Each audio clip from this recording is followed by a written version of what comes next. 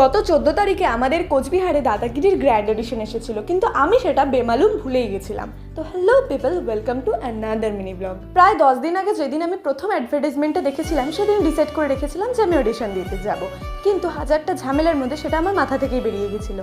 সেদিন সকালবেলা একজনের স্ট্যাটাস দেখে আমার মনে পড়েছিল, নাহলে হয়তো আমার যাওয়াই হতো না। তারপর এদিক ওদিক টুকটাক খবর নিয়ে জানতে পারলাম খুব বেশি ভিড় নেই, তাই আমি ফটাফট স্নান করে রেডি হয়ে চলে গেলাম। রবীন্দ্র ভবনের অপোজিটে যে মহলটা আছে সেখানে হচ্ছিল দাদাগিরির অডিশন, আর গিয়ে তো আমি পুরো অবাক, এত ফাঁকা, মানে একটুও লাইন দিতে হলো না।